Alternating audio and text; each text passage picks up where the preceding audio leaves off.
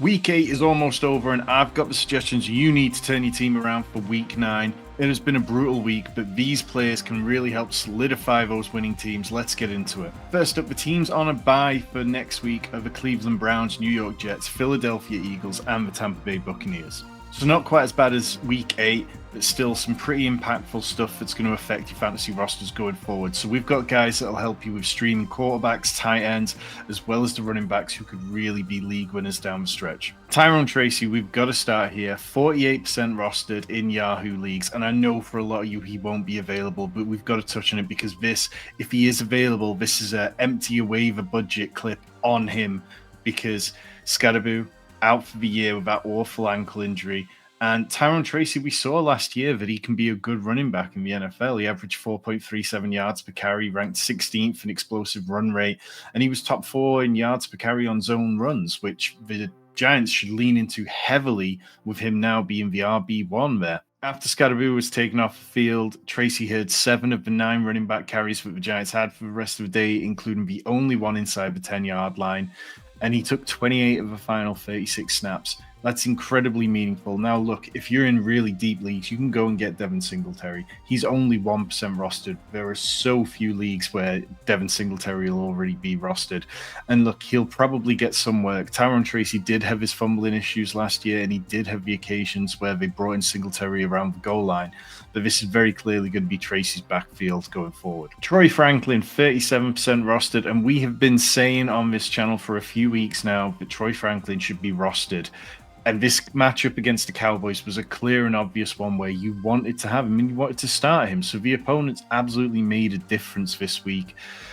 But we've seen that Troy Franklin has emerged as the wide receiver 2. He averages 65% of snaps. Now, generally, we'd like to see that number closer to 75% for a guy who's to be really fantasy relevant.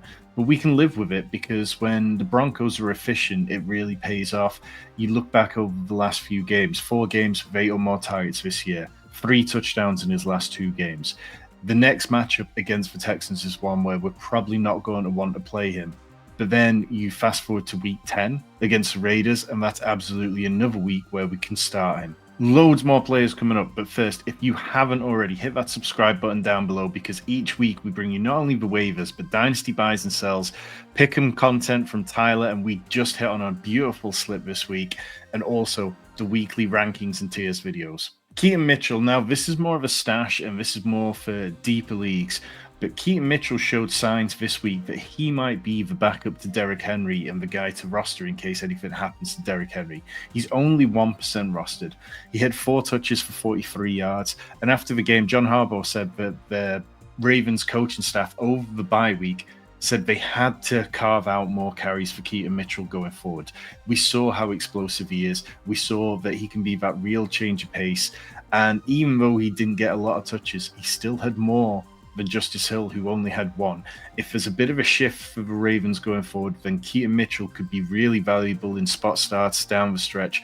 And if anything happened to Derrick Henry, then he'd be very valuable. Dylan Sampson, 13% rostered. We saw Quinshon Judkins leave with a shoulder injury and not be able to come back. Now, the Browns, they are on the bye week this week, so it's unlikely that we're going to hear any news straight away about Judkins. The team might give him a couple of days before they release anything.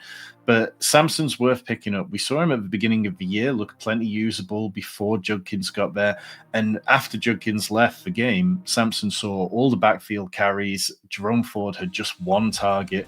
They really seem to be quite happy to lean into Dylan Sampson more. And it makes sense. This is a lost season for the Browns anyway. So why not get your evaluation in on the rookie instead? Because of a bye week and because of the uncertainty, I wouldn't be willing to go too crazy on Dylan Sampson just yet. But if you can hold fire a little bit and then put your waiver bids in later, hopefully we get a better idea. Devin Neal, now only 4% rostered. He was somebody we talked about last week at 0% rostered. Obviously, Kendry Miller is out for the year with a torn ACL injury, which you hate to see. But Devin Neal was somebody that immediately it became clear would be a reasonable pickup in deeper leagues.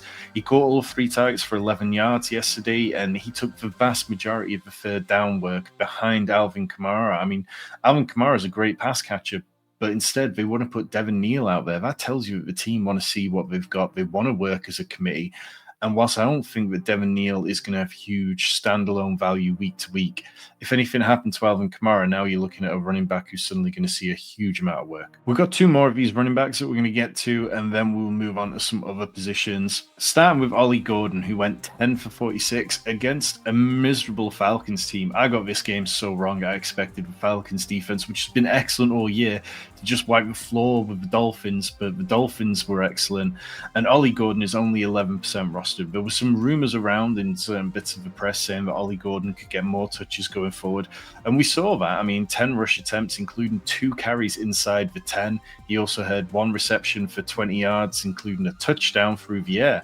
Like, that is good work. And I think that going against the Ravens next week, it's a game that suits Ollie Gordon more. The Ravens have been excellent at defending like zone runs, but they've been very weak at those runs right up the middle. Think back to when the Lions decimated them. And that's much more Ollie Gordon's wheelhouse than it is Devin a chance. Tyler Allgeier, 43% rostered. Look, I have talked about Tyler Allgeier this year, and I've talked about how valuable I think he is, how valuable the Falcons see him.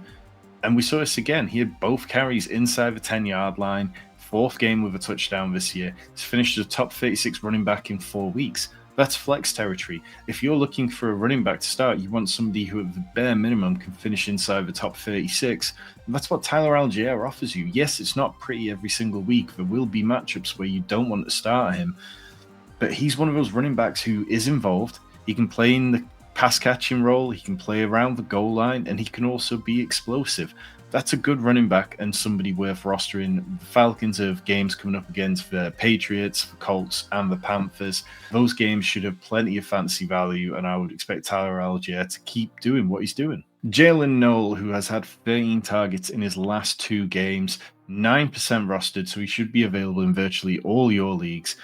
Now, look, Higgins is absolutely worth picking it up as well, but Higgins is a little bit more of a flimsy play because of the wide receiver rotations, and Nico Collins should be back from his concussion soon enough. Now, the reason I lean towards Jaylin Noel, particularly if you need some fantasy production soon, is they play the Denver Broncos next. Now, when it comes to the Denver Broncos, the position that you want to attack is the middle of the field, the slot, rather than going to the out wide positions where we know that Patrick Surtain's patrolling so often. So Jaylin Noel has been playing plenty in the slot. Yes, he rotated a little with Braxton Berrios, but it's incredibly obvious that Jaylin Noel is the better player of the two. We saw him get a 15% target share this week, and I think this is going to be more sticky. Yes, Christian Kirk could come back, but Jaylin Noel just looks really good, and I'm very comfortable adding him and starting him coming forward. Moving over to some of the streamer positions, quarterback and tight end in just a second, but come on. You made it 10 minutes into this video. Hit that subscribe button and help me help you as we close in on 5,000 subscribers. Sam Darnold, 36% rostered. If you are looking for a QB streamer for this week, then Sam Darnold's ideal.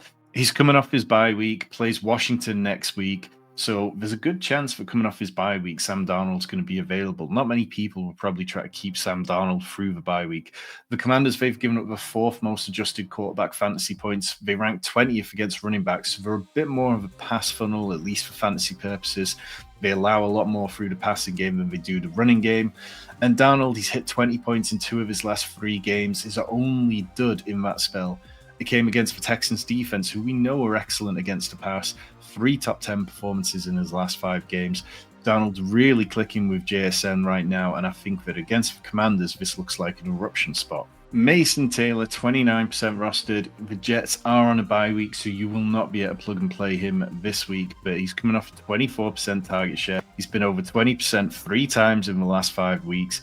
This week alone, he had 5 end zone targets. He's been a top 12 tight end in 3 of his last 5, and he's only had 1 game below 5 targets in that time. Games coming up against the Browns and the Patriots. And look, this is just too much of a good setup for Mason Taylor for us to want to fade it. The Jets defense is not a good enough unit that they're going to be able to stop the team from being in pass-heavy situations.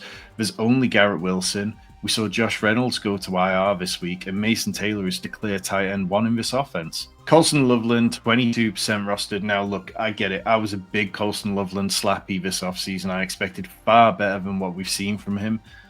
But things have trended up. Obviously, this week against the Ravens, Cole Kmet didn't play. 81% of the Bears' offensive snaps for Colston Loveland. And Colston Loveland, even when Komet's been out there, has out-targeted him every single week since week 2. We've seen Loveland seem to get more involved on those opening script plays, which shows that Ben Johnson is wanting to get him involved, and it seems like only a matter of time before things click. The reason I'm willing to go back to the well on Colston Loveland is because he plays the Bengals next week. And as you can see on screen there, the Bengals have allowed 8 tight end touchdowns since the start of week 5. Every single week, they're just getting ruined by tight ends. And Colston Loveland, if not against the Bengals, then it might be time to just accept it's not going to happen. But I'm very much willing to go back to the water on this one. That's it for your Week 9 waiver pickups. If you got questions, drop them down below, and I promise you we will get back to each and every one of them. Make sure you hit the subscribe button because Rich's Dynasty Buys and Sells video will be out tomorrow.